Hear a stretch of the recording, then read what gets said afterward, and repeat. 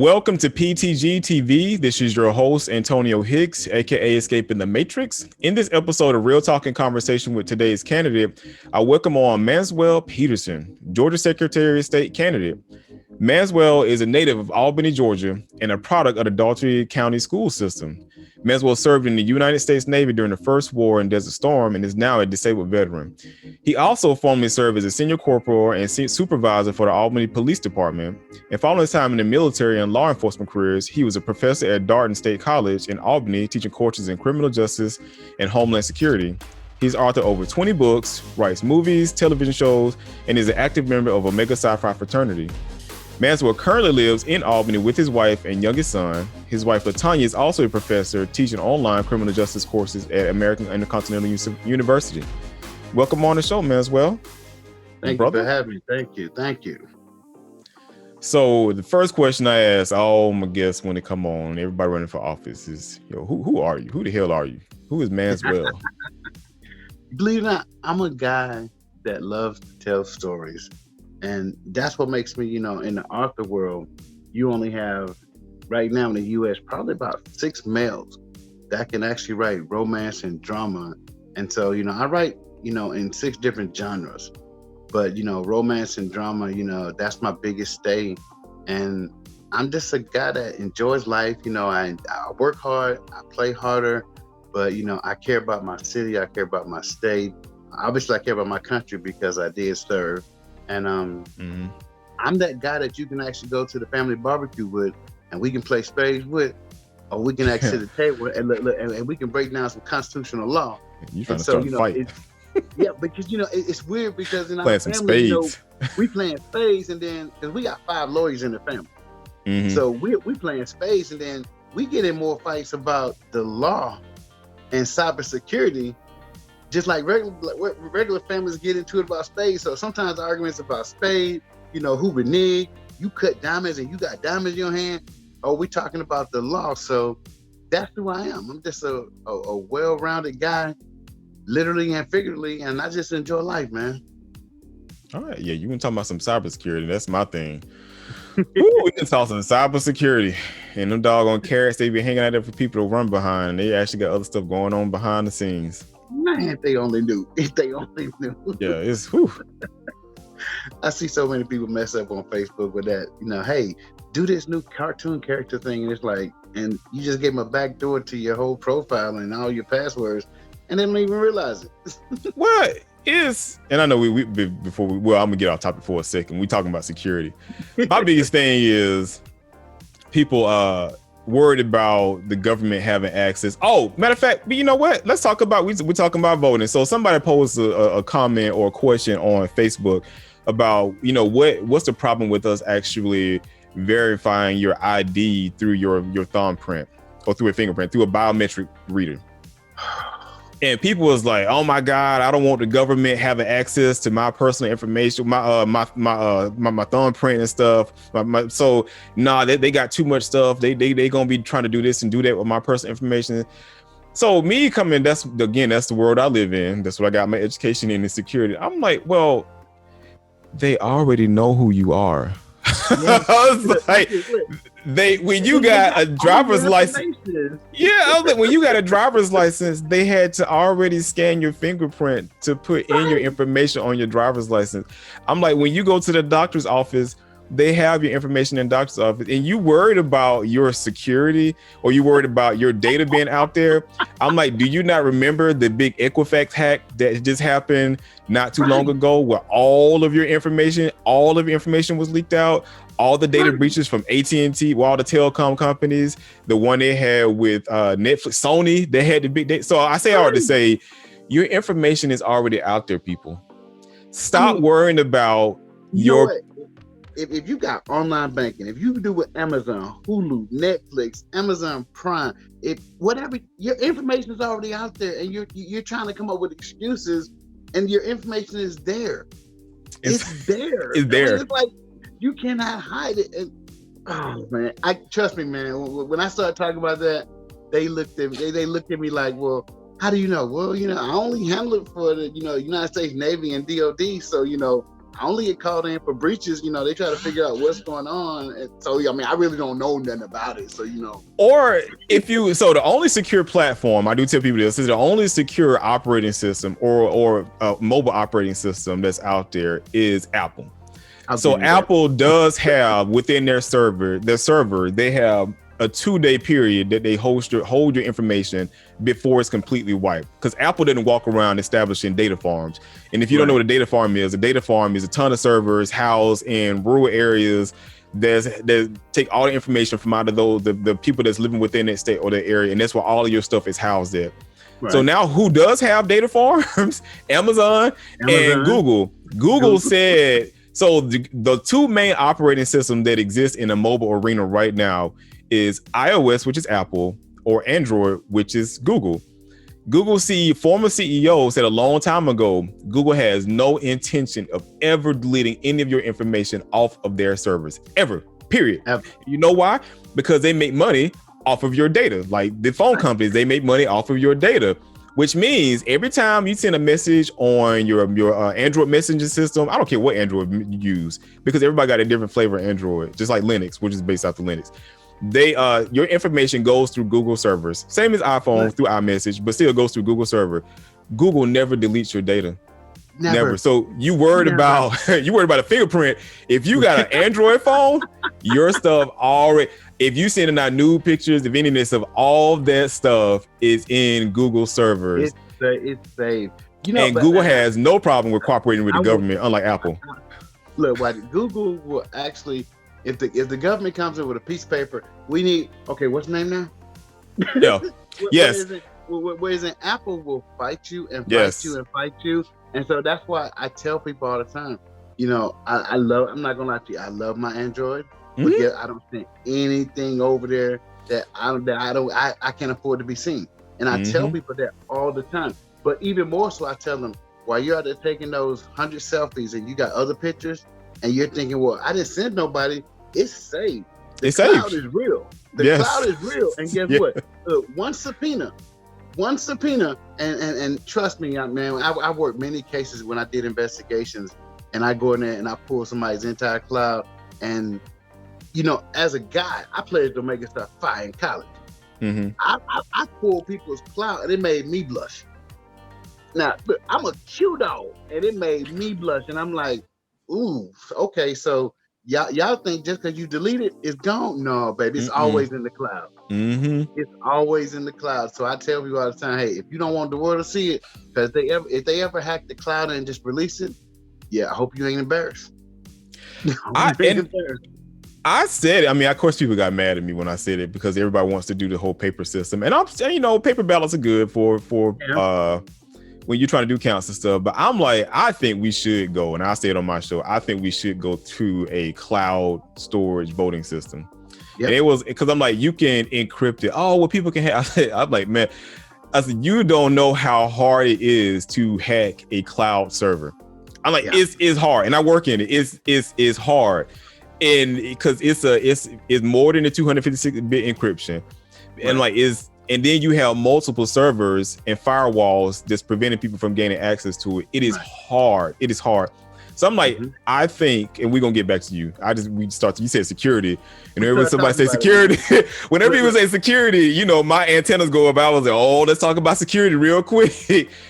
Because people are so scary. But I was like, what are you scared of? Because your information already exists. You need to accept the fact that what was it? Because Bush signed it into place. Not the Information Act, whatever it was, of 1996, when he partnered with AT&T and a lot of other companies to get backdoor access to your phone systems and stuff.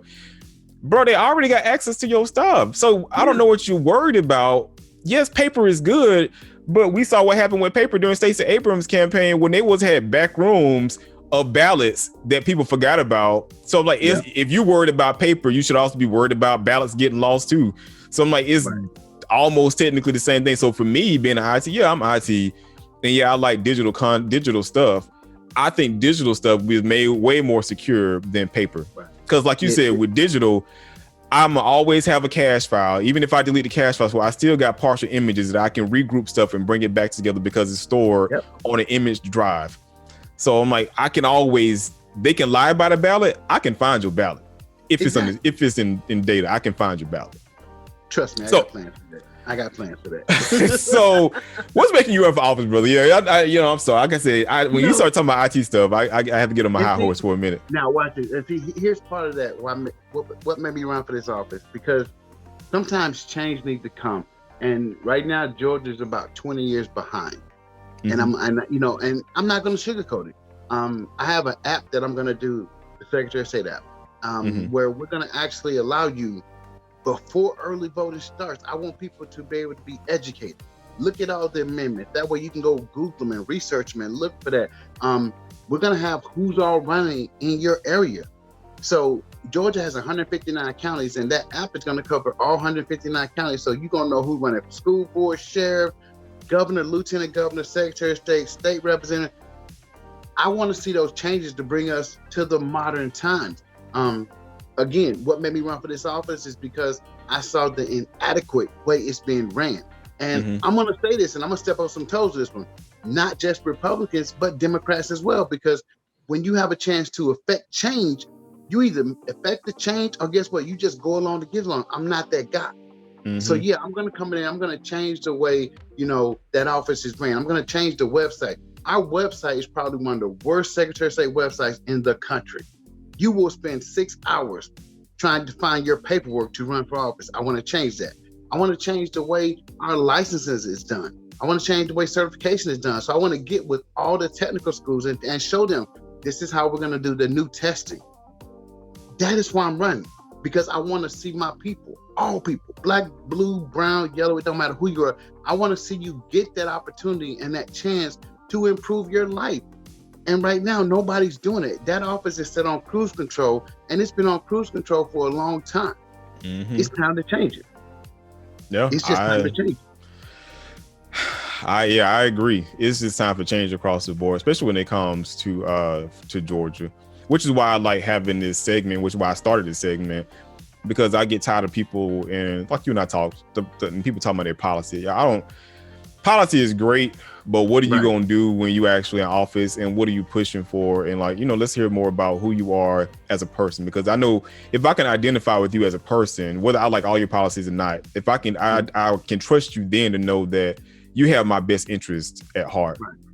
So when you get this app built, so you're talking about doing this app when you're in office, who's managing, where is the data being stored, and who's managing the data? And I ask that because the biggest problem I do have when it comes to Georgia and their IT systems is now we starting to have these random shootings, which is crazy to me, these random shootings on the highway.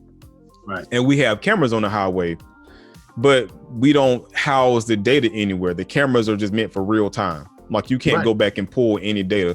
And they say the reason they did that is because they don't have any storage. They don't have enough money to pay for storage and pay for engineers to actually manage that. Now, before I let you go now, my thing is, we have so many tech companies coming to Georgia now, which is why I like the implants. I know I'm always home team, but I do like the implants and the companies that have come in because of that. So I'm like, but we give them so many breaks. Why aren't we writing in there that because if along this tax breaks, give us a percentage of your storage and have that be a part of your managed services when it comes to working within the state of Georgia? Because it is a managed service. The only thing you're doing is just storing the data. And the only time I want you to access that data, you can set it on like my camera system. Well, I ain't gonna say how long I got it for, but set a specific time frame on how long the data can be stored. And the only time you will ever see me is if I have to submit a ticket in to pull that data off of your servers to send me the files and stuff. Right. So I'm like, why aren't we focusing on? So I asked that because I'm like, why aren't we focusing on that and having, as opposed to giving all these tax breaks? We can still give tax breaks to businesses, but using part of their storage space to house the stuff that we need actually for our civilians here within Georgia. So yes, so now, where do you plan on storing that data that you're going to use for the application itself? We think a lot alike. And so my plan is, one, to actually work with these IT companies we have right now. We're going to have a think tank session in my office. I'm going to bring 10 companies in. I'm going to let them know that this is my plan for the app. I'm going to need some of their storage space. You guys have gotten all these tax breaks. So see, what you're talking about is the same thing. I'm going to tell them, I need 5%. 5%, because most of them aren't using, they're not at 100% capacity.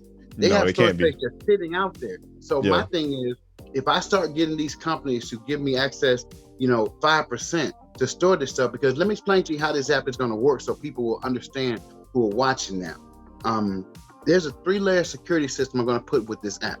So you got your own personal username and password that you create, right? You got it. So let's say you get hacked. Okay, you get hacked. But now when you log in, I'm going to send a ping notification to your phone or your email address. Okay, so let's say you get double hacked and now they got your email address as well and they can respond back. This is the part that's going to get everybody. There's going to be a security code that every Georgian that registers for this app, it's going to be mailed to your home. And so when you log in, you got your username, password, you get your ping to your cell phone or your email address. Now you got to put that security code in there. Everybody's security code is separate for that individual. Your wife won't have the same one that you have. My wife won't have the same one I have. If you lose that security code, then you got to send in for a new one, because guess what? We're not going to email it. We're not going to fax it, and you can't get over the phone. See, now you have to protect that code like you do your credit cards, your social security number, and your driver's license. If you lose it, then you got to call in for a new one. We're going to set that system aside on its own separate server. That is why I need the IT companies to give me storage, because I don't want that system attached to anything with the state of Georgia, because I got to improve a lot of stuff security-wise in that office. Right now, when I'm gonna say this as nice as I can, when the previous person before Brad had that office and you turned down the security help, you put us years behind again when you should have took the help, because obviously you don't understand anything about cybersecurity at all. So now I got to go back and try to get with the feds to get them to bring their security stuff in, get my people trained on it, but I still will hold that server on its own separate saying. It will not be connected to anything else in Georgia, and that is why I want to do it. So literally, those IT companies, you're here, you're getting the tax breaks. I'm asking you to help me out. You say you're investing in Georgia, give me 5%. And so that way we can hold the stuff we need. And that 5% is going to be used later if we ever do get to voting, where like that app, eventually, hopefully, I want to get it to where we can actually vote, because we have 7, 8, 9 hour waits in the line. But if you can take your phone and log in with the same app that we just talked about. Yeah, you sound just like me. Yeah. So, but you'll be able to pull up your app, log in. Here's your ping. This is me. Now put your code in. And now here comes your ballot. So here's the thing that pissed me off for people about that. They said, well, what if you got people threatening you to vote a certain way in your house? I was like, but isn't that the same thing they do when they're in lines, when they're at the poll locations? I was like, it's the exact same thing. And I said, so now the backup code he's talking about, that exists today already. So Instagram, well, Facebook, because Facebook owns Instagram. Right. Facebook has that. WhatsApp has it because Facebook owns WhatsApp. Who else has that? It's another company that has that, but it's a hard code. So you only get one other company. So Facebook and Instagram gives you 3 unique identifier codes, 3 like hard unique identifier codes. These aren't your 2-factor authentication. So now we talk security. So these aren't your 2-factor authentication codes, meaning your email address or your phone number. This is an actually hard unique identifier code to where you only get 3 times to use it. You only get 3 times to use it, and you have to have that specific code that was given to you the moment you set up that account, and you added that added security feature. And once you use it those 3 times, if you mess up again, you have to reset your entire system, or you like Manswell said, you have to contact, in this case, Facebook, to actually send you over 3 more unique identifier codes. And then of course you got to go through the whole security process, like who the hell are you? What's your personal information? So again, you're worried about security. Your security stuff, you're already putting your information out there. Now we're talking about data integrity when it comes to voting and stuff. When you say you want to do the voting on the apps, and people say, well, the voting system got hacked last time. No, it did not. No, it didn't. So here's the short and the skinny about data security, and when it comes to your voting, your data information for your vote and stuff. So what got hacked? So you have your web page, and then you have your SQL server or your data page, which typically is SQL or whatever, data platform they're using to code the stuff in. What got hacked last time was the web page.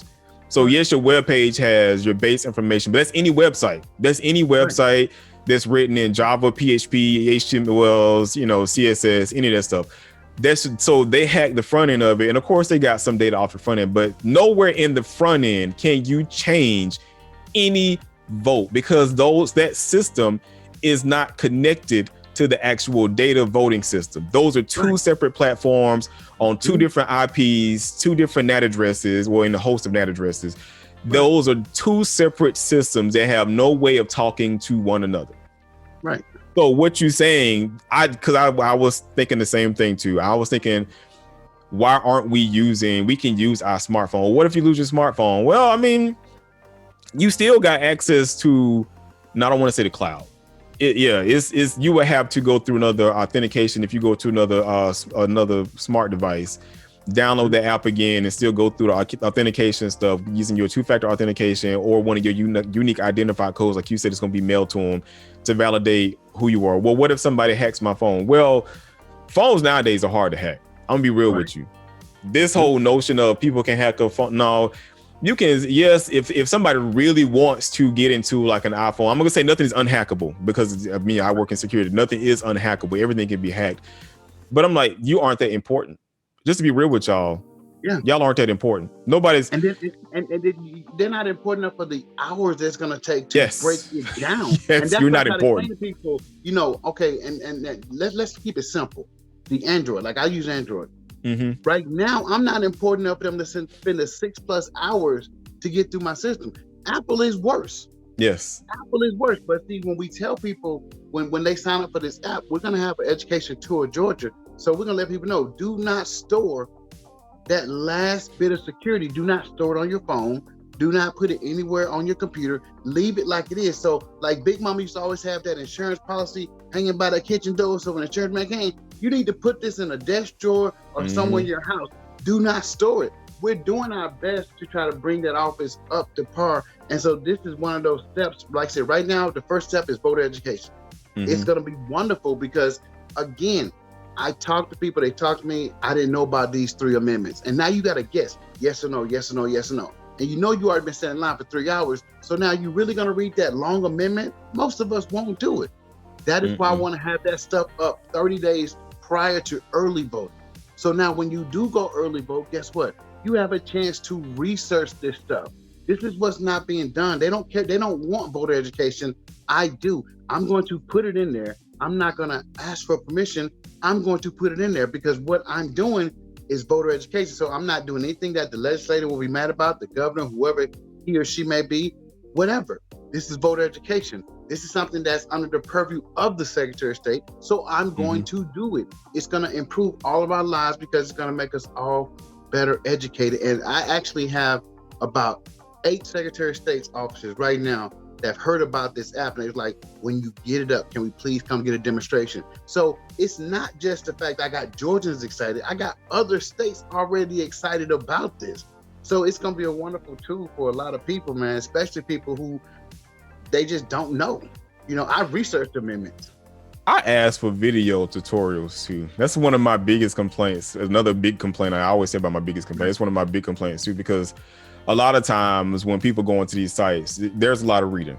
And yes, I like to read, but a lot of people don't have the time because a lot of us are working the long 9 to 5s, and now because we got transportation problems, we've always had transportation problems. It's getting worse now because the city's getting packed out. It's taking you forever to get home. So when you get home, you still got to go through your evening routines. So if you have a video tutorial or something similar to what we're doing right now in this recording to explain how to maneuver through the sites and to actually how to fill out certain forms, man, we need that across the board with everything. That's going to be in the new website we're going to do. So literally, when you click onto it, you'll be in front of your computer and it's going to show you step by step. So that new website is going to be awesome. And it's not the fact that just one company is going to build it. Literally, I'm going to bring a brain trust together. Like I said, a think tank. Let's make this. I'm bringing the Chick-fil-A service to the Secretary of State's website. Let me say that. And now when you come to the website, you're going to get better. You're going to get better. You're going to get faster. You're going to be smoother because some of our older generation people who have businesses, even when it comes down to, renewing their stuff, they have issues with this thing because they get flustered with it. Now, some middle-aged people are not as computer literate. I cannot claim to be the most computer literate person in the world, but I know about the security part of what I need to focus on, whatever else. So you always make sure you get people who are smarter. And see, that's the ego in politics right now. You don't want to bring other people who might be considered smarter, but that's how we make things better. Right. And so we're going to do that. That think tank will happen. And we're going to bring people across Georgia in, because everything, you got computer people in Savannah, you got computer people in Albany, Macon, Columbus, and so we're going to bring them together, and we're going to sit there and we're going to have lunch and we're going to hash this out, because I want Georgia to be the safest when it comes to online security for everything. And that's one of my first goals. It's going to be one of the first things we actually work on, because that website and that app are very important to me and the rest of Georgia. So, yeah, we've been talking about security a lot. Like I said, that's my high horse. I love making things digital. Not to say I want to get rid of paper ballots, because I think paper ballots should still be an option for our older generation and those who aren't computer literate. And I would never say get rid of it. I'm just saying to help out with voting lines, because I know not every place in Georgia got long voting lines. It's just when you come to the brown areas, we got long voting lines. But I still would like it more convenient for everybody across. I mean, for everybody, really. I mean, just to, if you want to do early voting, okay, you can't vote right now because the site is not open on the app. So, and then we're gonna get into more about you and your passion and stuff and what you love doing. But the app doesn't go fully on to click a certain button until early voting begins. Right. And these are things that can be done through cloud computing and whatnot.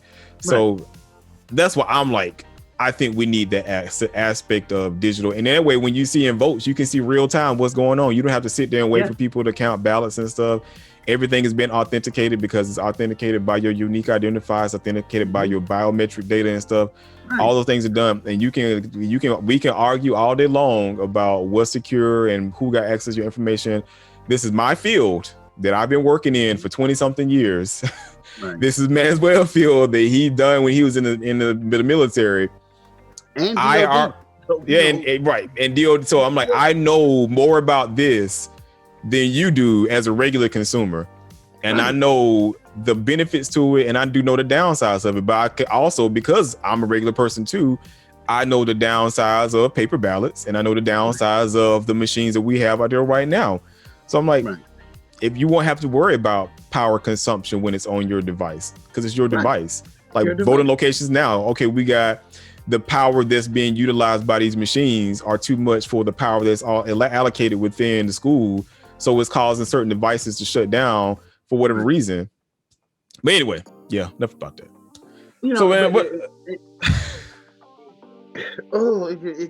Okay, let's move on. Because we can spend 3 hours talking about that. Yes. Another key function, which I tell people all the time, because when people hear Secretary of State, first thing they think about, okay, all you do is voting. Pump your brakes. Wrong.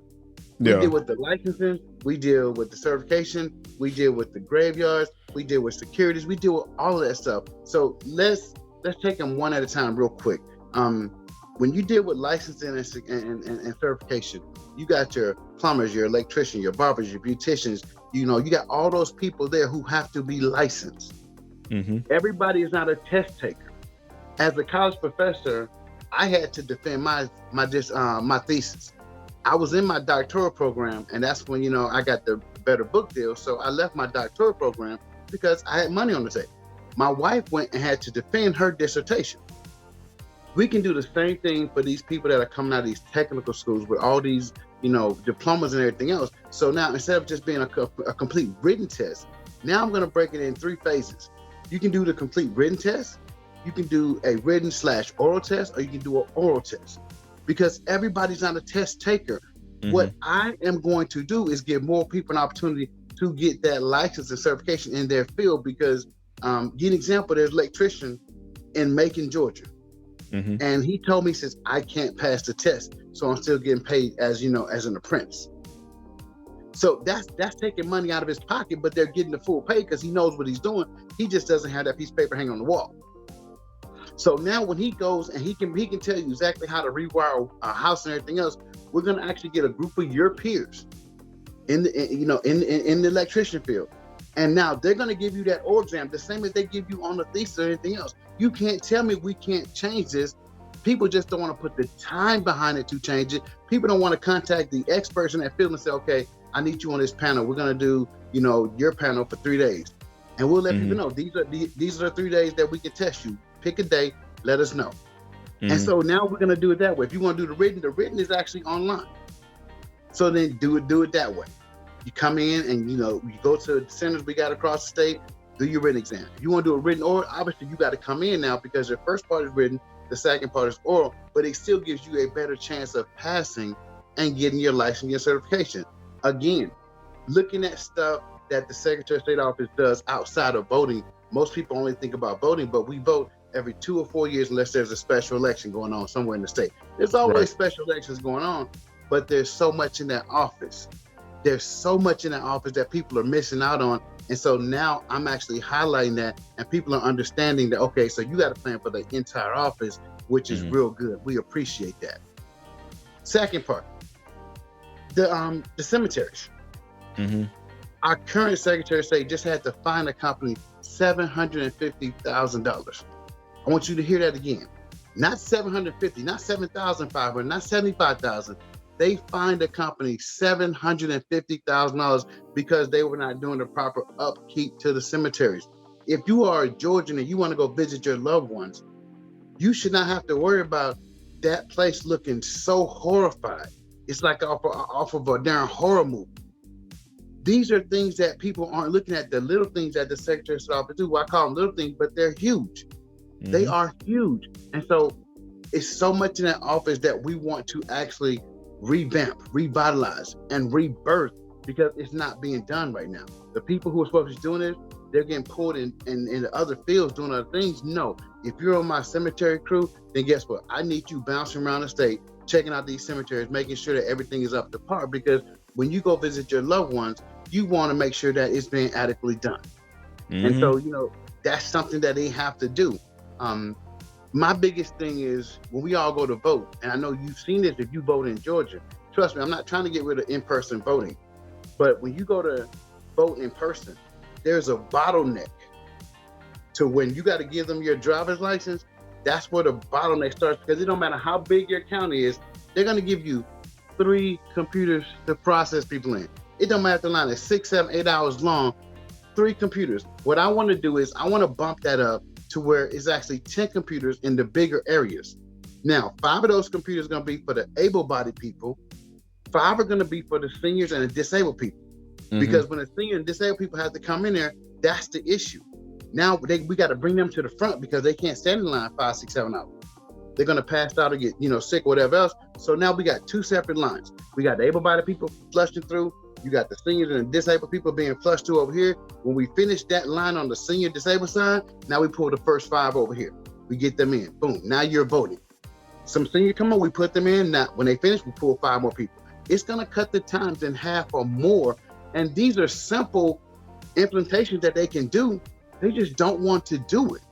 Yeah, why haven't they? That's kind of weird though. Yeah, I never thought about this. Like, why aren't we allowing the disabled and the seniors to go first in line? But I'm not even talking about first in line. I'm talking about giving them their own line. So I'm just saying, even with that though, it's like it's crazy. It's crazy. Yeah, why are you making them? I would give up my spot. It's just me being from the South for a disabled person or a senior citizen. I'm all for taking care of elders. When you do that, you got 10 computers running, and first thing people say, well, they don't have enough training. They don't have enough volunteers. Yes, they do. I'm going to tell you what you have to do. You have to engage the people who want to do it, because you have people who actually have called and tried to email to volunteer, but then you want to do your training during either business hours or other times. You need all that training at different times business hours. The week. Yes. You can't do that. Sometimes you have to train people on a Saturday morning. Have your people go buy some donuts and coffee and train them how to intake people. Train them how to operate the voting booths themselves, because like you said, the power is a big issue. So now we need to look at how we can actually work with our partners who allow us to vote in these buildings. What can we do to improve your energy output so that we don't have machines shutting down? I want to get people in and out, and that's the biggest issue. Now, it's funny. The last push we had for these new machines that we got here, they did was during training. Whenever the Dems had an event, they were during trainings there too. What I found funny was, and it's not funny, when it came time to vote, people were acting like they didn't know how to use the machines. Like they didn't know how to work the machines. And I was like, this is weird because they was training all the time for these new machines. Right. And I'm like, how is it that when people finally volunteer to go in there and work, they don't know how to troubleshoot them? But I was like, but they're like giant iPads. I was like, they're always training on it. Yeah, that would be, to me, then this goes back to the whole video tutorial. Like when everybody wanted to know how to do something, what do? You go to Google. You go to YouTube, you look it up on YouTube. And you find it. Yeah, it's like, so if you want to learn how to use the machine and you've already gone through the training, there's a video out there that exists to show you a quick video to show you the key steps on how to go through it. And if it's actual trouble, then you got to contact the manufacturer, whoever the state partnered up with. Yep, you do. So you're from Albany. Right. You're from rural Georgia. Like you ain't from urban Georgia. You're from rural Georgia. I'm from rural Georgia. Man. Now, one of the things that I gripe about is, why don't you think, like I said, we just having a conversation. Why nobody ever focus on rural Georgia? Like we always focus on the major cities. We don't ever talk about the rural people. They take it for granted. And I'm gonna be honest with you, since we're talking, it's disrespectful. Mm-hmm. It's disrespectful. We showed in 2020 what we can do. Mm-hmm. And so now I have rural Georgia excited about my candidacy. So, here comes rural Georgia again, because now that, it's been 15 years since we had somebody in a constitutional office from rural Georgia. That was Mark Taylor and Kathy Cox. And of course, they bumped heads running for governor. So both of them were out. So it's been 15 plus years, and everybody wants to focus on Atlanta first. And it's sad, Savannah doesn't even get the attention it deserves. Savannah does not get the attention it deserves. So it's like everything is Atlanta. And I tell people, I don't have an issue with Atlanta because I've lived in DeKalb. I lived in Gwinnett. You see what I'm saying? I was up there when the Atlanta child murders were going on. I was at Greenbrier Mall when it really was Greenbrier Mall. And so I tell people, I've seen the best of both worlds. The slower pace down here is fine, but we moved back down here because of my wife. Her mom is down here. Her mom is getting older. And so... And you're right. And that's the thing I talk about too, because it's like you said, I come from Macon. So whenever we talk about issues, we always talk about either the city or we talk about urban areas. But for me, I come from Macon. I got family. Majority of my family still is in Macon and Savannah, and Milledgeville. I mean, they all across the state.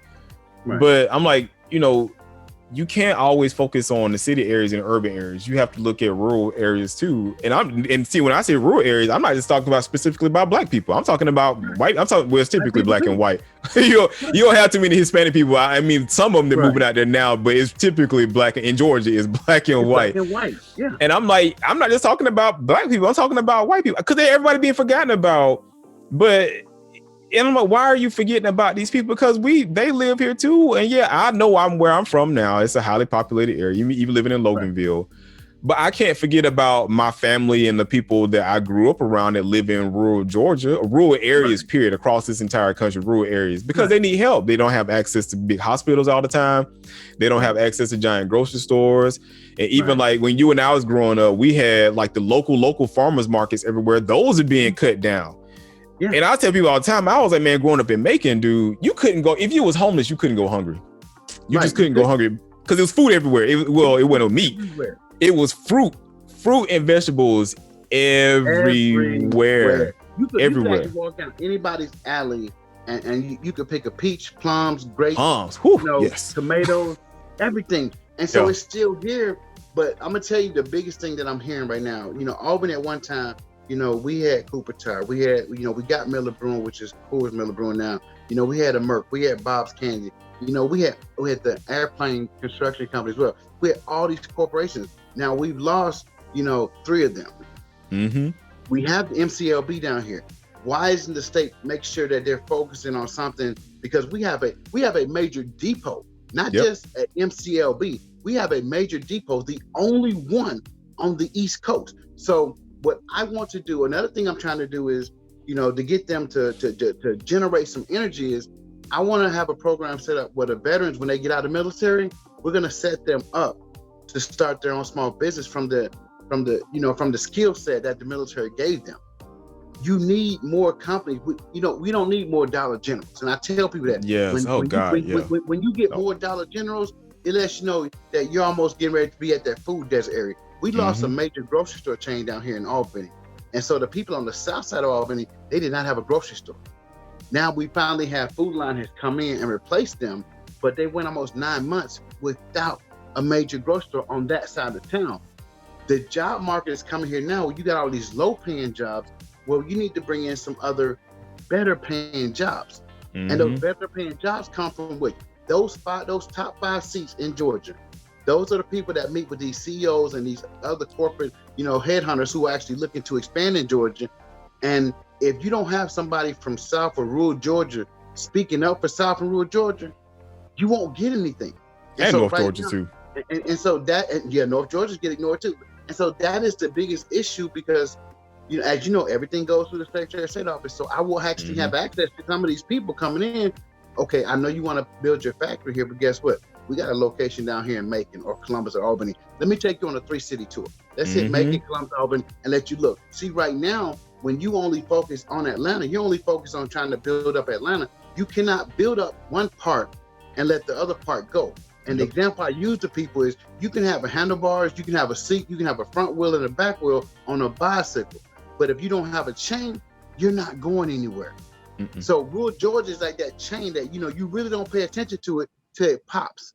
And so right now, that's why South Georgia stopped doing so much with some of the parties, because they feel like that chain about to pop and we're getting ignored. With my jumping in, now that energy is coming back, well, we got a chance. We have a chance to be heard again. We have a chance for somebody up there to say, hey, we got some areas down here. We got technical schools down here that can train the people that whatever you need to. And so just like the MCLP, they did that, with one of their programs out there. So it allows people now to get that training to go get federal jobs, better pay. Same thing with any other company. If you come in, we got the people who can train you. And I know there's some people who don't want to work, or they might come out there and work for a little bit, but a majority of people want that good paying job, but we have to actually spread the wealth. You can't have the whole cake in Atlanta and then try to throw crumbs out to everyone else, because now you're throwing crumbs to North Georgia, you're throwing crumbs to Savannah, you're throwing crumbs to Albany, and the crumbs are not enough to feed everybody. That is why people were so shocked when that South Georgia and that Blue Wall area woke up and came out and voted like they did. And so now that same energy is there again. That same energy is there, and that's how we change it. We have that's what we have with Amazon and the plant they put close to what is it? It's in Griffin, right? The plant they put close to Macon, and it was like they had so many people applying for jobs. It's like, you got so many jobs, you got so many people down there, they want to work, but you, like you said, you're not giving people good jobs to work. And it's like you got so many companies coming here now. Like you said, man, we don't need no more space in Atlanta. Atlanta is full. You can go. Correct that. What? Atlanta's over full. Yeah, we are filled. We are runneth over. And like the church say, the cup is runneth over. We are full. Yeah. Go. You can spread it to other places. They need jobs too. Yes. I'm not trying to say that we don't. We have a lot of trained people here in Atlanta, in OTP, outside the perimeter. We do, but we have a lot of smart people too that live outside of the perimeter, in, like I said, in the rural area. My family alone, I got a ton of people in education as professors. They're they live out in the Macon areas and whatnot. You have a lot of educated people, and the problem that we have, people go to school, they get educated. There's no jobs down there. What are they supposed to do? They leave. And it's like, what do you do about the town? Because if the town is not making any money because they don't have no jobs, and the typical what it would be is hand out to the next generation not staying there because there's no jobs. What's going to happen to the taxable money that's supposed to be going towards repairs and everything else in the town? It's gone. And see, on top of that, you got to remember, not only the taxable money here, but then what about state resources? See, now all of a sudden, now you're looking like, okay, we don't have to send the state resources down there. Yes, you do. We still need that. We still need that, and we need it really, really bad. But again, if you don't have somebody up there that's willing to say, hey, can you look at these other areas? Because I guarantee you, now I'm gonna use my bully pulpit to talk about everybody else outside the Atlanta area. I got love for Atlanta. Atlanta's gonna get what Atlanta's gonna get. But I'm gonna be speaking out for rural Georgia, north, south, and that western part, because again, look at Savannah. As big as Savannah is, why doesn't Savannah have a satellite Secretary of State office? Right.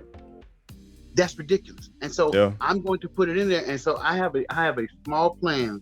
And it's so funny when I explain this plan to the business owner, they looked at me like, wow, that's not a bad. I'm going to actually add $2 to the fee that all the businesses and nonprofits pay every year annually. $2 a year. $2 a year, not a month, not a week, a year. And it's gonna pay to put that satellite office in Savannah, build that call center I need to make Georgia better when it comes to efficiency for licensing, for certification, and for business, because now we have a dedicated call center in Savannah, Georgia to actually handle those calls. So now when you call, hey, I'm calling from Jim's Barbecue, I tried to get this form done, I can't get it done. Let me help you out right quick. We're gonna say, what's your full name? Put it up. Okay, what's your email address? I'm gonna email you this form. Here you go right there, sir. Just print it out and then fill it out, or you can fax back in. The fax number at the top. There you go. See, this is stuff that I want to do that they're not doing right now. They don't want that kind of service, but guess what? You're gonna get it with me. And that's why most Georgians are changing their mind. The same thing for Albany. That satellite office is in Tifton, Georgia. Now, if you know about South Georgia, okay, that means I gotta drive, almost an hour to go to the Secretary of State office in Tifton? But then what about Valdosta? What about, what about all the other places? Why do we have to drive an hour, 2 hours? And I know Tifton needs stuff, but there are not enough businesses for Tifton to justify that. That was a political favor. So now I'm going to fix something that was a political favor and move that office to Albany. And that way now Albany, Lee, and Worth and all these other places, now they're closer to that Secretary of State office to get stuff done. That's what we need. If we don't start electing people who have new ideas and want to make things better for us, then we need to stop it. Yeah. Because we keep putting these hoppers in. And what I mean by hoppers is you ran for this office, you ran for that office, now you want to run for this office, now you want to do that. You don't have a plan for what you want to run. You only want to be there for 2, 4, 6 years, and you're looking at what's my next jump. That's why I tell people, no, I don't want to be your lieutenant governor. I don't want to be your governor. I don't want to be your senator or your congressman. I'm going to be your Secretary of State. I'm going to fix a problem. And anybody that's real, they'll tell you the Secretary of State office is a problem. And it's more than just voting. I'm trying to get that across to people. When you go to the Secretary of State's website, you'll see it's more than just voting. If it was just voting, when you log on, it's going to have one tab just for voting. Right. One whole page. One page right. for voting. And right. It's more than just voting. So it's like, I'm not going to talk about the bill that's a law now, because that falls in that 15%. I'm trying to make Georgians' lives better, because it's not just business owners, it's the regular employees. It's the people who, I'm going to barber school, I'm going to beautician school, I want to be a plumber, I want to be an electrician, because they need that same attention. They need that same attention. And when there's not a special election going on, guess what? That office still has to run, and it's not running about voting. It's running about everyday live issues with people. Another example, something that really ticks me off is that, let's say you work in a field. Like I got a massage therapist here in South Georgia. And she, I met her, and she's like, one thing I want you to look at, she got a DUI 6 years ago, right? Okay, so she works in a massage therapy field. She got the DUI. Every year she has to go through a board to see if they're going to let her keep her massage therapy license. What? And why? Explain it to me like I'm a fifth grader. And so my thing is, okay, so she got a DUI, and she has a license from the state of Georgia. That rule they have, it is cave-manish, because okay, she has a DUI. Okay, she went out, she partied, she drunk, whatever else. And you don't have to party to get a DUI. You can go have 1, 2, and 3, depending on your weight and how much you had to drink. Okay, so she made a mistake, but she fixed it with the courts. Why are you fooling with her? Right. Why are you bothering her about what she does for a living? Now, when I first get in there, I'm telling you now, that's one of those things that got to go too, because now she get in trouble. That's the course issue. That's the course issue. You tell me what a massage therapist got to do with me having a board meet to determine, well, we're going to see if you really want to, if we're going to allow you to see your client, your people who work hard and trying to get their muscles relaxed, or your prenatal clients. What does that have to do with the Secretary of State office? Not a god darn gone thing. See, that's why I said we got to get more modern, because they're trying to make work to be busy. And I think you understand what I'm saying when somebody makes work so they appear to be busy. No, you're wasting manpower hours when we could be doing other stuff. So see that right there. Now, if it's something very critical, then we'll look at that issue. If you committed attempted murder, then yeah, if you try to choke somebody at the massage parlor while you was giving them, then we'll look at that and pull your license. But unless there's a complaint that comes in, we shouldn't be bothering that person. They should be able to go in there, renew, and go from there. If something critical comes up, then we'll actually meet on that board and determine whether or not we give that person their license again. If you're a plumber and you totally destroy the plumbing at somebody's house and they file a complaint with you, then we'll look at that. Maybe we'll suggest, some retraining for you. But all this other stuff, and then they don't meet all the time. They meet every 3 or 4 months. So now you're sitting back wondering, am I going to have my livelihood that I worked in like her for 14 years? Because I got to get this group of people to say yes or no. I'm sorry, that's too much government in people's lives. Yeah. That's too much, especially when she already had to go through the court system. She's paid all her fines. She's not on probation. Why are we messing with her? Right. So a lot of stuff that's in there, I want to do that. So, they're calling me a maverick. I don't care. I don't care, because some stuff has to be changed, man. We're still stuck in the 70s and 80s where we want to control every little aspect of things, and some stuff we shouldn't be bothered with. Well, I get tired of the fact that everybody wants to stay in the old system, but we want to still be in the digital system. And I'm like, again, this comes down to the paper ballots and doing other stuff digitally. And I'm like, I hear what you're saying, but you ain't got much longer here anyway. So it's like, so you want us to continue putting laws into place to protect, which I do want paper ballots and stuff. I mean, I'm just talking about paper ballots. I'm just saying the old antiquated stuff. It's like, I get it. I want to cater to those people that aren't technologically inclined. I do 100%. But at some moment in time, you have to transition. You have to transition. There's no other way around it. You have to transition into the 21st century, the 21st century, which we are in the 21st century. You have to transition into that, which be digitally connected. If that was the case, why do you even have a smartphone? Why are you walking around with a flip phone? Why? We don't have rotary dial phones anymore. You got used to that. We stopped doing rotary dial years ago. Do you know that 80% of people don't even have a home phone anymore? Right. Over 80%, they don't have home phones anymore. So this is what I visualize for that office. The voting app, it's not going to take 50% of voters. Only about 25-30% of people are going to vote on the app if I can get it pushed through like I want to. Okay, that leaves about 75%, right? Out of that 75%, most of those are seniors. They vote by mail. Right. So this is the part that got me, because the group that want to get rid of vote by mail, your base does that by the majority. So I'm like, okay, that'll work for me too. If you want to be that crazy, then you do it. But if a person wants to vote by mail and all their information is there, then guess what? You got some states that vote 98% or 100% by mail and they don't have issues. People fell for the okie doke and the lie. Not all people, just a small percentage of them. They fell for the okie doke. And so that's it for me. I want people that's how old boy won. That's how 45 won. I told you we wouldn't call his name. That's how 45 won. He went to them. Number. See, I say 44, 46, and the one in between. I don't even call the number. Yeah, that's how Homeboy won. Homeboy won because he gave them something different. Right. And everybody wants something different. They're getting tired of the whole. Which I was telling Priscilla. So if you had listened to my episode with Priscilla Smith, who ran for office, she's going to be in her runoff too. So she got 30 days for the next, I think it's 30 days, 58 days, something like that, for the runoff to come up. So she did well. But like I told her too, when I told her why I supported her, because she's somebody different. I'm tired of seeing the same cookie cutter politician people in there, and they don't know how to speak to regular folks. I'm like, we need more scientists. We need more engineers. We need more people that have actually worked in the fields and positions the office they're trying to run for. We need those people out there. We don't need, bro. I like a lawyer. I like law. I do love law. Most of my in IT, you can't help but love all law working in IT because we have to write policies and stuff. I'm not telling. I got into debate with somebody about that too. I was like, you ain't gonna tell me a lawyer was smarter than an engineer. I was like, that ain't gonna happen.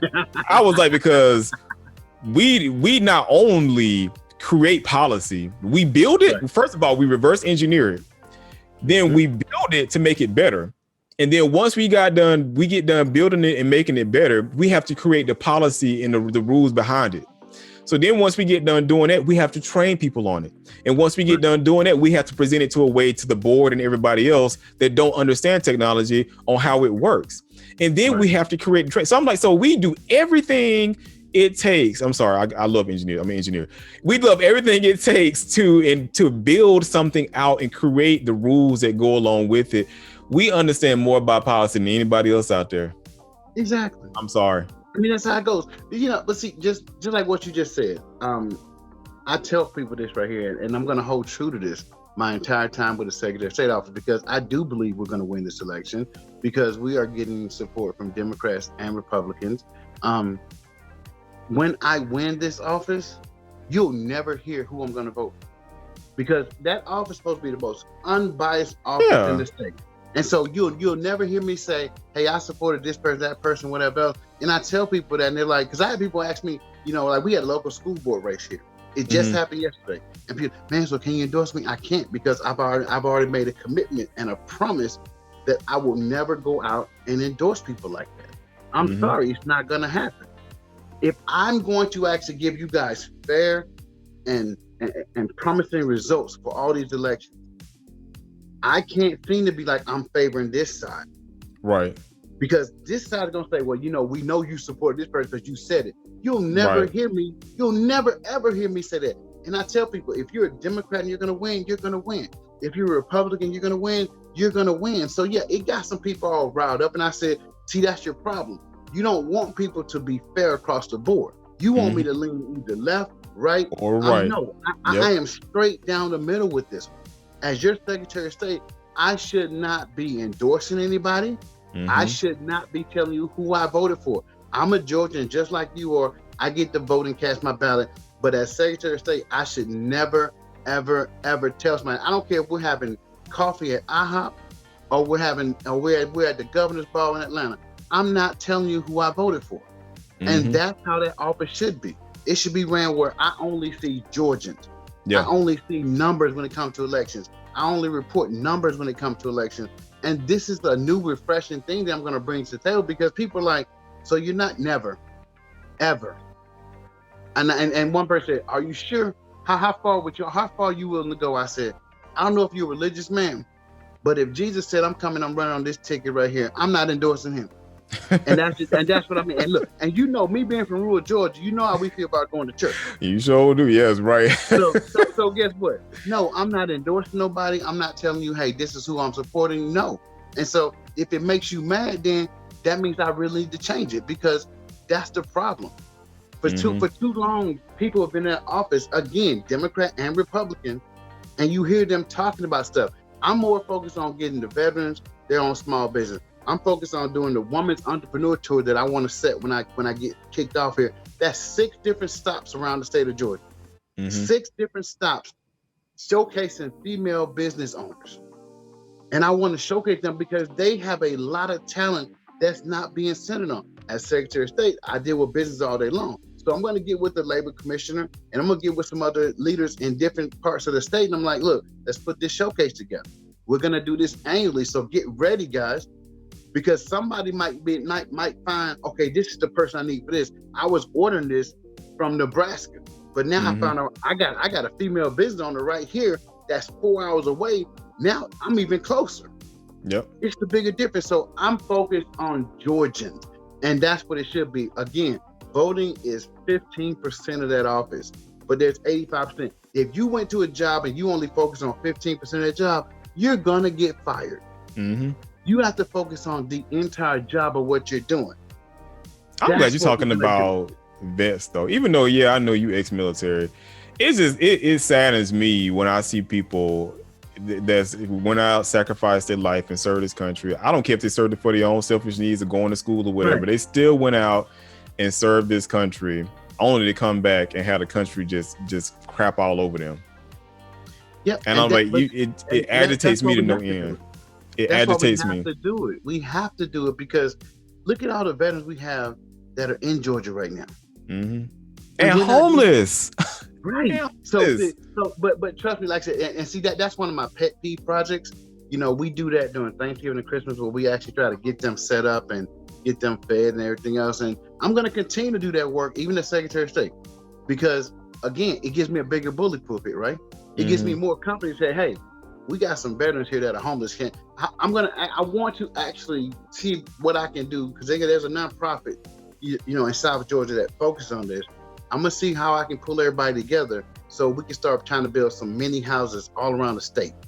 And those mini houses, you know, while they might not be glorious, a mini house versus sleeping under a bridge or in an alleyway is a whole lot better because I want them to have running water. So see, again, the Secretary of State office gives me a big bully pulpit, and I'm going to use it to actually do everything I got to do, plus a little bit more.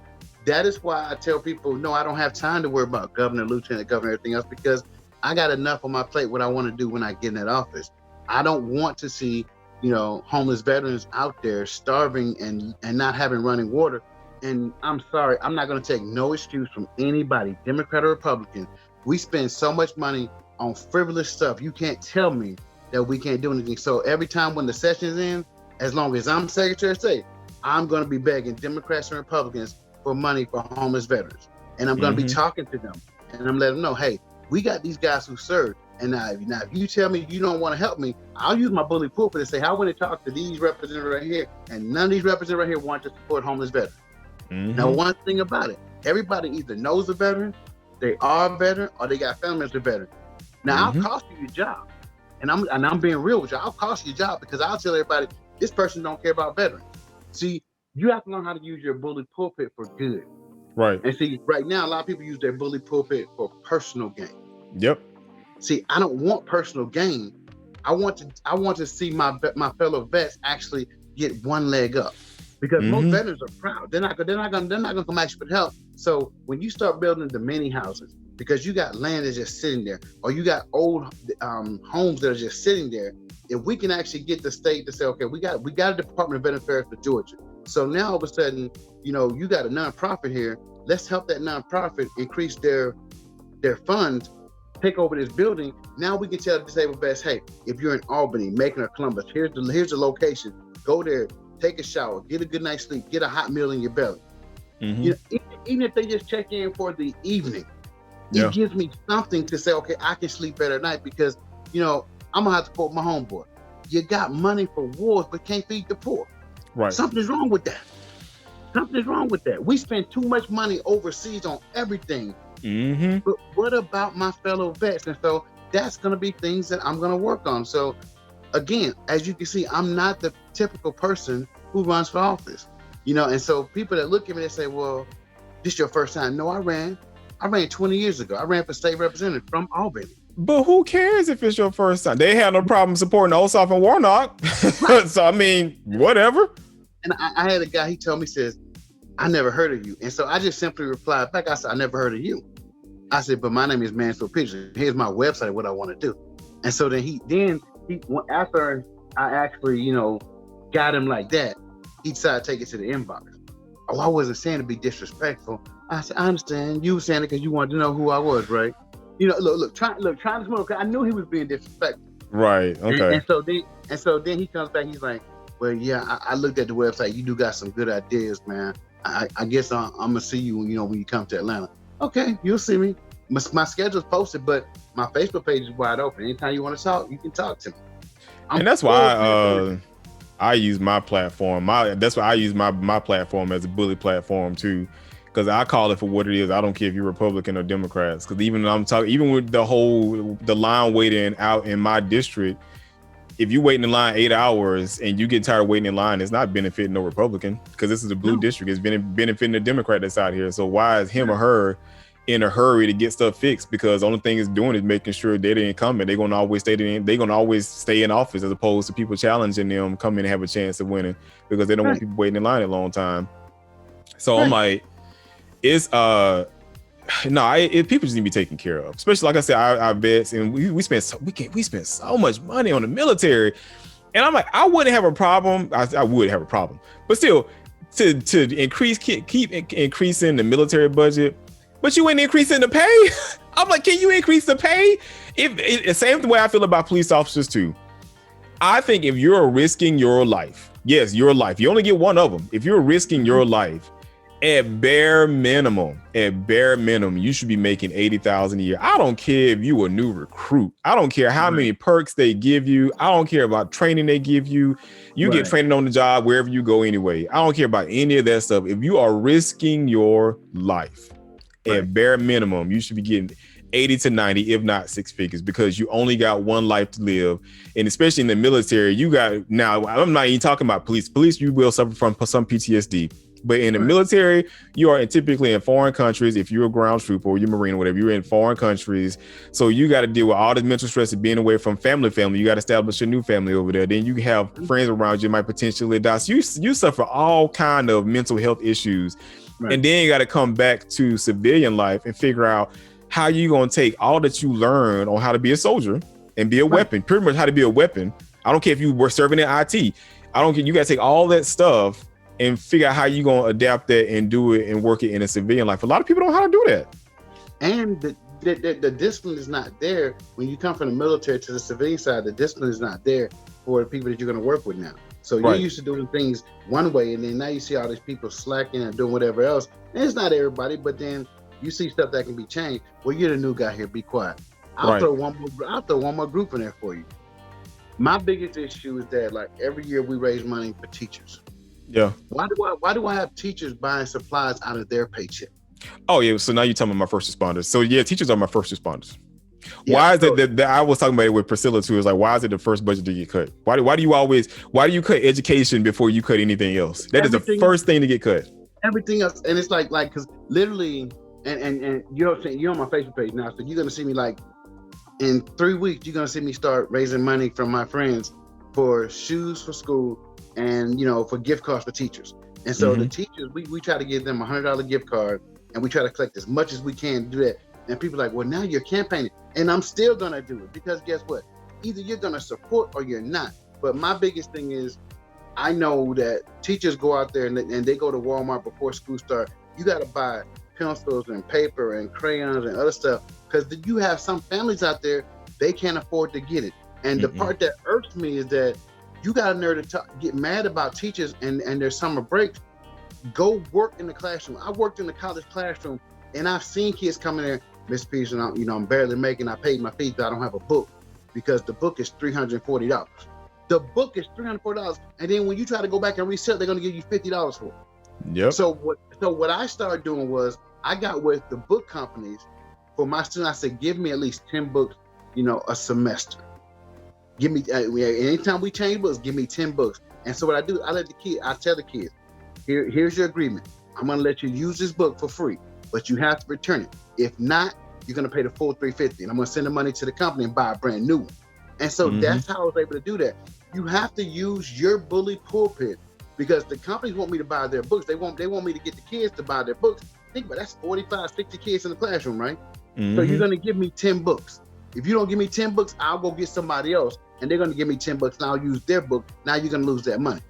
But see, as department chair, I had that authority to say, I'm not buying books for you. So again, teachers need those gift cards. We buy those Walmart gift cards, and and it's so funny because literally we ship stuff to Atlanta, to Macon, to Valdosta, Albany, Columbus got some. So I tell people, find me a teacher that you love and tell me why she deserves this. And that's the only way I could do it. And so now I'll tell them, okay, I'm going to send you a digital Walmart gift card. Go in there and buy some supplies. When the pandemic hit, my wife and I, we were buying supplies from the military bases. So we had access, when everybody else was running out, we had access to buy that stuff. Everybody wasn't buying it. So we were buying supplies, and we were giving goodie bags to teachers, to our United States Postal Service, to our UPS driver, all those people. You have to look out for the people. And if you don't have a heart to look out for the people, why are you in this position? And I'm not going to call this elected official out, but I called one. I said, hey, I need you to, help me raise $2,000 because I got some more teachers I'm trying to get, cleaning supplies for. Lysol and white. I said, I have the access to buy it. Man, I ain't giving no teachers. I'm like, excuse me? I said, who taught you growing up? Right. A teacher. Who got you ready for a teacher? And their pay sucks when you look at what they have to deal with. Their pay sucks. And so that's why people, when they see me do it, I've had people who tell me, Manswell, I don't want to give because, you don't want to put up a whole bunch of pictures. No, you want me to shame people on social media for you. I said, I don't need your money. And I tell people. Put up pictures for what? Because they want to shame people. Like when I do shoes for school, they want me to put up pictures of the kids and the shoes. Why do you want me to shame kids? Why do you want me to shame teachers that can't afford to buy extra supplies? Why do you want me to shame people when we go out and buy Thanksgiving dinners or we buy the toys for Christmas? You want me to shame people. And see, that's the big thing. I don't know if you've ever seen that meme where somebody was drowning and had like 20 hands out there with the cameras, with the phone, and they're recording the person drowning, but not one person went out trying to help. Mm-hmm. So see, that's what I do. I try to reach out and help. And I tell people, if you're not a helper, I don't want you around me. So I've turned down people. One lady told me, well, I got $5,000 for you. I just want pictures. I said, well, you can keep your $5,000 because I don't shame people. And she was like, you're really going to turn me down? I said, I'm going to turn you down. Just like a flapjack get turned when I flip it. And she was like, oh my goodness. Wow. And her husband wound up coming back and he gave me the money because he told her, he said, if you were down on your luck, do you really want everybody seeing your pictures on social media? And and he used a term that I use now. He said, I don't want my stuff on InstaFace. And I couldn't do nothing but laugh because he made a good point. Yeah. When you're at your worst, you don't want nobody to look at you, man. You don't want people seeing your picture and sharing it, 150,000 times, this person got shoes. No, we're not supposed to help people for likes. You're supposed to help people because you like helping people. And that is the tool. That's the thing I scream from the top of Stone Mountain because people were saying that stuff to me. Oh, I don't know who you are. I'm like, because I don't go around and serve just so I can get some social media love and get some likes and stuff. I'm like, that's not why we were put here.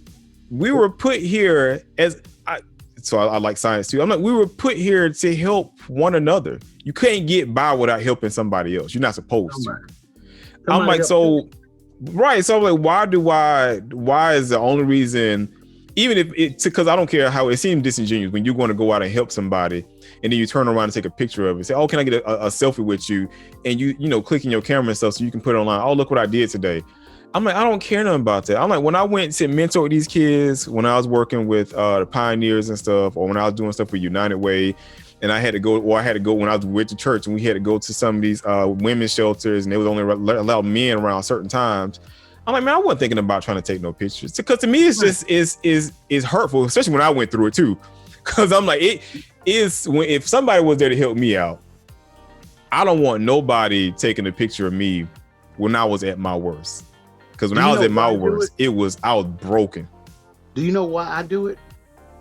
My mom was hooked on crack cocaine when that first wave hit. Mm-hmm. I got evicted no less than 5 times. That's why my time was split between Albany and Atlanta. So imagine coming home from school and you see all your stuff in the front yard.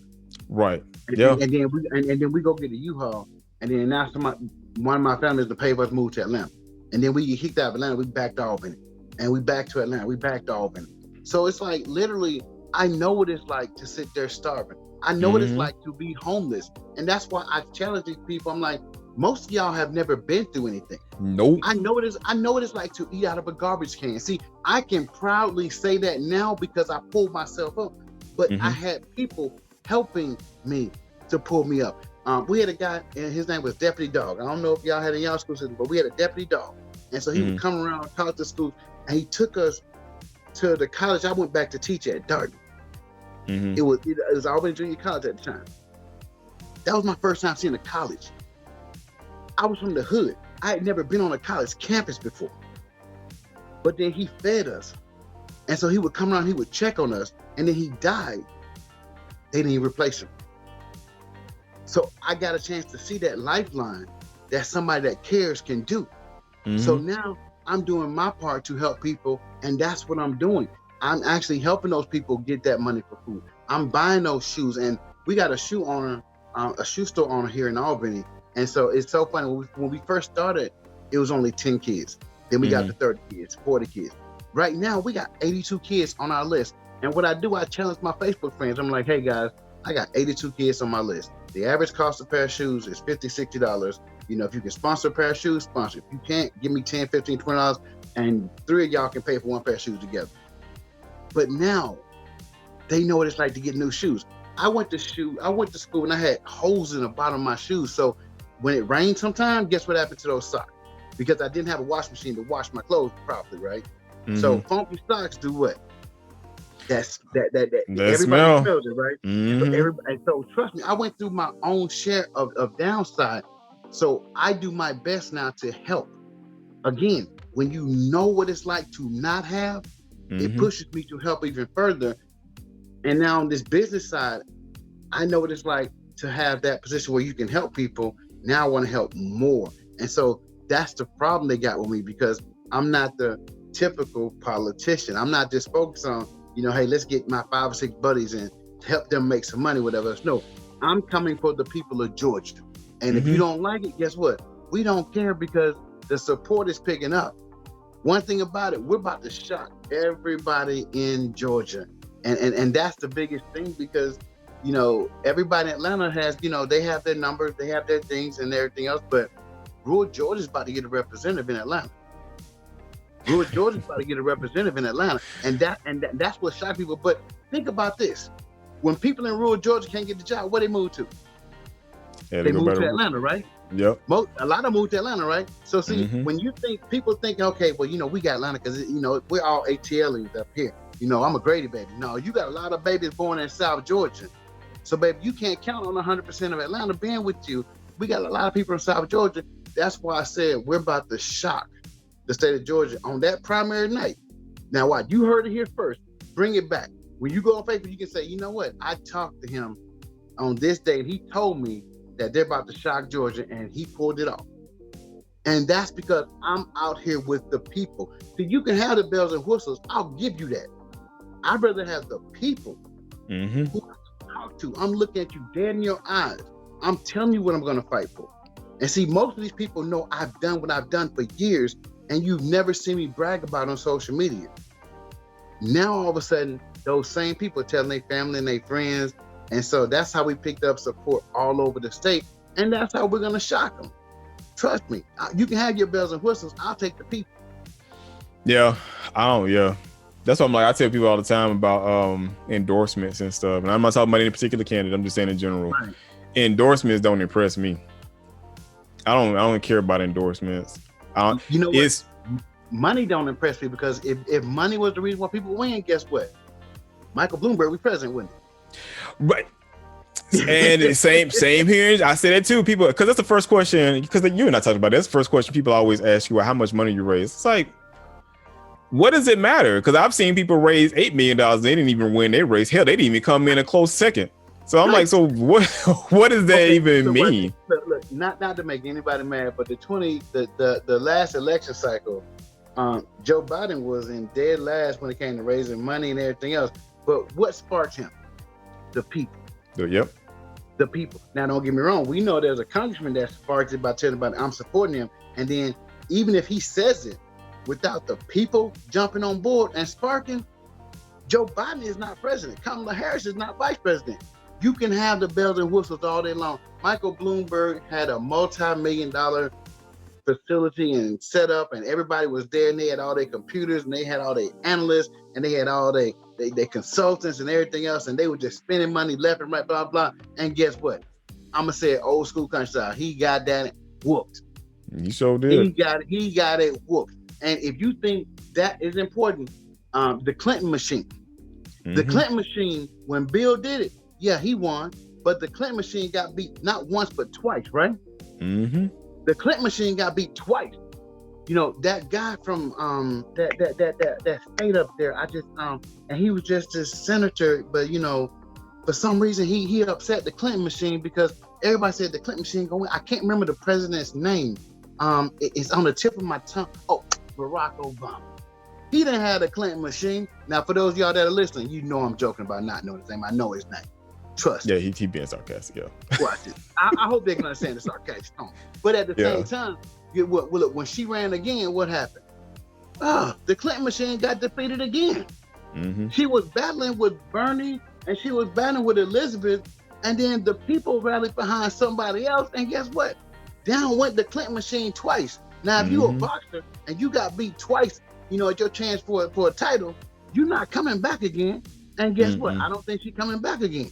You can't tell me that people aren't the ones who win campaigns. Yes, you'll get your support. Yes, I'm gonna give that to anybody. Here in Georgia, we know we got to get 50.1%, right? Yep. I'm gonna tell you right now, the people have not spoken yet. That's why when I tell people, you say this is the favorite, you say this is the presumed nominee, until the people vote, you can't say that. You can't say that. Roy Barnes had close to $11 million, right? Sonny Perdue had $1 million. And see, now I'm giving people education when it comes to campaign finance and how money don't get you everything. Sonny Perdue got him. Sonny Perdue got him with $1 million, and he had close to $11 million. Yeah. I keep telling people, stop always assuming just because you're pulling the money. Yes, that means you were able to convince enough people to cut you a check or go to your Act Blue, whatever else. Because before Act Blue, that's how far I go back to politics. Because before Act Blue, guess what? You know, you had to go pick up checks and everything else. You know, everybody think, you know, and I got to Act Blue now. But I tell people, don't be fooled by the money coming in, because that could be money people are shoveling in, whatever else. But do you have the ear of the people? Do you have the people's attention? And that is what's going to determine 2022 for everyone. Do you have the ear of the people? Because right now we know we don't want Trump back in office. We know we want to try to flip Georgia blue. We don't say his name in the show. So, you know, I just had to say that time, because it's like I had to really let them know. It's just, we know that the people are going to come out in droves. So when I had a lady tell me, I'll see you at the primary and I'll see you in November. And I said, definitely. And then she said something and it hurt me for a second. She was like, but if you're not on that November ballot, I'm not voting. I'm skipping that off. So I said, please don't do that. And she said, why? I said, because if you let somebody like a Jody Heiss get in that office, that Secretary of State office, we're in trouble. I said, win, lose, or draw, I'm going to support the Democratic nominee. Now, me personally, I plan on winning. And I'm telling my people, but see, you got to remember, this goes back to the disrespect that South Georgia's had for so long. Now they're saying, okay, it's either Manswell Peterson or bust. I'm like, no, guys, we can't take that attitude. If we're running a great race. If I lose the primary, then I lose it. And let's focus that energy on flipping that whole top blue. Let's focus on getting some of those House seats back, some of those Senate seats back, so that we can get back to taking care of our teachers and our other people that we got to take care of statewide. I said, now, we plan on winning. I said, but this is how we get our neighbors involved in, like, you know, like one young lady, she's 23, and she said, I voted for the first time in 2020. And so I just looked at it and I said, well, I'm gonna need you to vote in 2022, 2024, 2026, 2028. And she was like, why? I said, because every time your vote doesn't come in, that's a vote for them. That's a vote for them. So you have to get you and your friends together, make it into a party. Make it into a party. So you're gonna see my Take 5 initiative come out, where I'm telling all of the people, hey, take 5 with you. Take 5 with you, because if you take 5 that don't want to vote, we need them to vote. We need those 5 to vote, because that's how we pull up enough numbers for everybody to win. And we have to do that. We have to win. 2022 is our best chance to flip Georgia around completely. You know that? Because right now they are divided on the other side of things. They are divided, and we all know it. Because, you know, when you got 44, 46, and the guy in the middle, when him trying to come in, you know, they are divided over there. They can try to lie and say they want to, but we all see it. This is our best chance to flip it, but we have to put people in office who are going to care about you. We have to put people in office who's going to think about everything outside of Atlanta as well, too, because if everything focuses on Atlanta, again, if you're building a sandcastle and you only build one side of it, you don't have a sandcastle. You just got a pile of dirt. You know, last time I checked, the sandcastle had 4 walls. So Georgia has a complete map. You got to look at all 159 counties. It doesn't matter if they're Republican, they didn't vote for you. If they come to the Secretary of State office, I'm going to help them. Right. I'm going to help them. See, I'm not coming to the Secretary of State office to work just for Democrats. No, I'm coming to work for Georgians. And that is the mindset that we're trying to make sure we implement down here. I'm not telling you who to vote for. I'm just telling you to vote. Right. I'm telling you to vote. And people are like, well, who should I vote for? Governor, lieutenant governor? I'm not telling you who to vote for. I just want you to vote. Now, I do have a particular person for Secretary of State I want you to vote for. Now, I can tell you that. I need you to vote for me because I need to be in there to make the changes. Right. I can't make those changes if you don't vote for me. Right. And so they laugh, but I'm like, look at the candidates. Research them. You got time. This election cycle, this is a full year. It is it hadn't even picked up yet. Like, people are not really making any announcements until later on this year. So right. So like, people announcing early now just to get a run out. But I'm like, you still don't necessarily know who all putting their name in the hat until the last part of the year. And that's why, believe it or not, with so many, like right now, I think Lieutenant Governor has what, 5 or 6 people there. It's gonna whittle, but then somebody else might jump in. Right now, we got 2 people Secretary of State, and I say that because somebody else is pondering it. But it's like, until you actually show me a website, show me a platform, I don't believe you. Right. Because anybody can say I'm running. Yeah. Anybody can say I'm running, but that doesn't mean you're gonna go and put everything together. Right. It doesn't mean you're gonna go put, that core of people together that you got to put together and start talking for you. Because right now everybody's jostling for support. Because I see the wave coming in the Secretary of State office. I'm telling you, I see the wave of red money that's going to come at me, and I know it. Now, notice I speak things into existence. I speak like they are there because I know for a fact they don't want to see me in office. They want to see their guy in office, and I know a lot of people who don't want to see their guy in office. So that's why we're out there. We're traveling the state. We're doing it, and when you see me in your area, trust me, you're gonna see this. You're gonna see these 2 big buses with my logo and that big old smile that I got on my Facebook page. And I'm gonna get out there and I'm gonna be talking to people like I'm Cousin Pete. And they're gonna be like, wow, that's Cousin Pete right there. And that's how you have to get with voters. You have to make them feel like, hey man, that's family there, man. That's family. Cause look, all blood ain't kin. Nope. But I guarantee you, by the time I leave your area, you're gonna say up and down, I swear that boy my cousin. He my cousin, my mama's side. Cause we care about the mamas. Shout out to all the dads, it's probably weekend coming up, but hey, they're gonna say I'm a cousin on the mama side, and I'm just being real with you. But that's why people are actually gravitating toward me, because it doesn't matter if you're a CEO or a janitor. I can talk to you the same way. We can have a good time, and that's just how I am. But I want to see Georgia get better. I want to see our education jump up, and I know that has nothing to do with my office. But guess what? It's another bully pulpit. Right. It's another bully pulpit. So when you see your Secretary of State out there raising funds to help teachers with supplies, it has nothing to do with my office, do it. But I've done it for the last 15 years, right? Right. But see, now I'm actually forcing other people to say, hey, wait, he out there doing that. I need to be helping too. So now we get more support for the teachers. This is what you have to do. We have to force the change. Take you back to that famous quote that I always tell people. Real power is never given. It's taken. Yep. It's taken. And so we're going to take this power and we're going to turn things around for Georgians. I said Georgians, not Democrats, not Republicans, but Georgians. Because the more Fortune 500 companies we get to move here, the more small companies who get to come here, the more people who build small businesses. Now we're building that tax base up. Now we got more money for infrastructure stuff that we want to do in Georgia. See, this is my plan. That is why you see me trying to, negotiate with the people who are running for, labor commission. I can't tell you who's gonna win, but I want them to know, hey, if you get in there, this some of the stuff that is coming from my office, I need to work with you on this. It's gonna make you look good too, but we're helping Georgians. That's the whole difference. When you get with the governor and the legislator during that session, I'm doing stuff for Georgians, because right now you look at Atlanta has perfect 5G, right? Now you watch this. Look, watch. No, trust me. This is you. Atlanta has perfect 5G, right?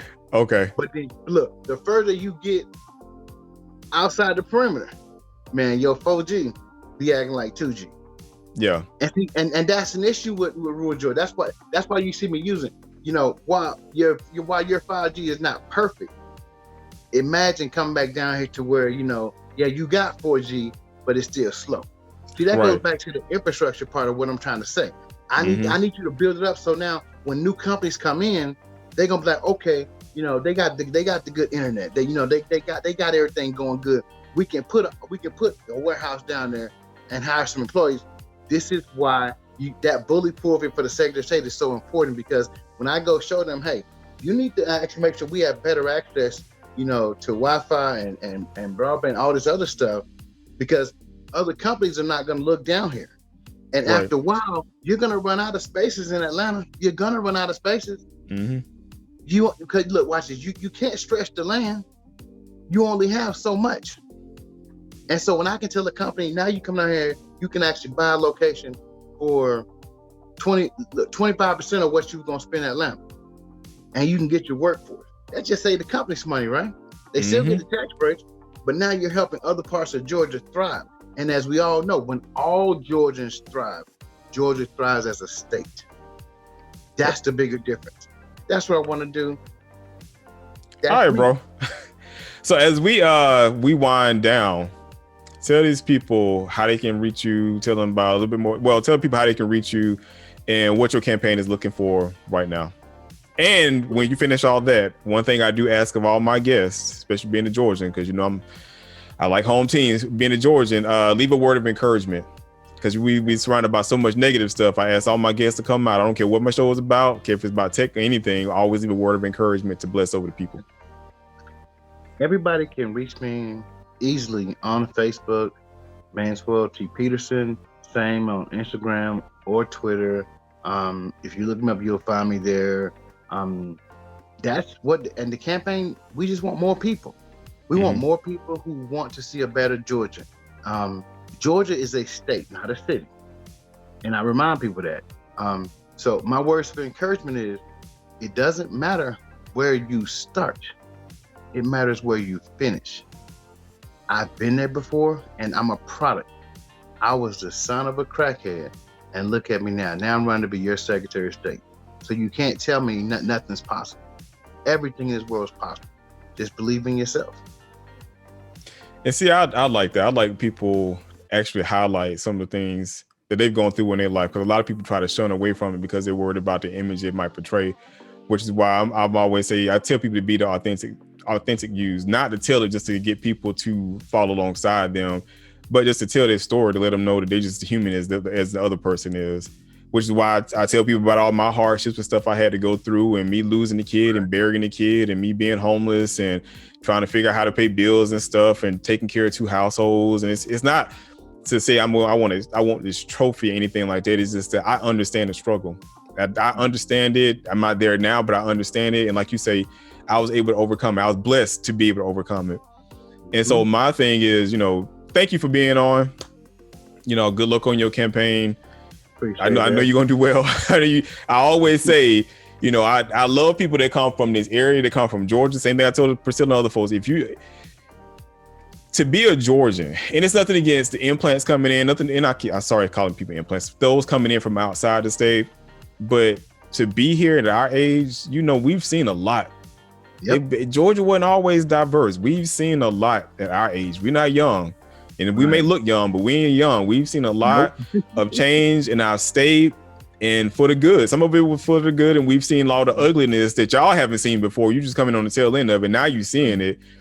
But that's my word of encouragement when it comes to, don't always chase after the carrot that's in front of you, because the carrot that's in front of you is the trash that we've seen for years before. So for us, it's old news. It's time for some new business. So stop chasing what's in front of you, because while you chasing what's in front of you, you can't really see ahead of what's in front of that and what's going on behind you. So I always say, stay true to yourself, focus on your true happiness and your mental health, and always run your best race to chase everything around you for the betterment of information to make you a better person and help those that are around your area. Thank Thank you, Manswell, for coming on again. I am Antonio Hicks, Escaping the Matrix. You can find me on ptgtv.online for all of my connections out there, my social media platforms, and even when I'm back to gaming again on Twitch. And I game to help out with my mental health and my sanity, and just to have some fun. Just to have some fun. So come out, join the stream. We'll sit down, we'll chat, we'll just chop it up and just have a good time. It's not always about politics, which is the whole purpose of this episode. Because everybody have their own political belief, everybody have their own religious beliefs, but I like to see the real side of people and the humane side of people, of who they actually are and what they like doing outside of trying to serve the community. So thank you all for tuning in again. If you follow me on Apple Podcasts, leave a like, subscribe. Please subscribe, leave a comment, because we do welcome the comments. Love you all. Thank you for tuning in. Happy podcast.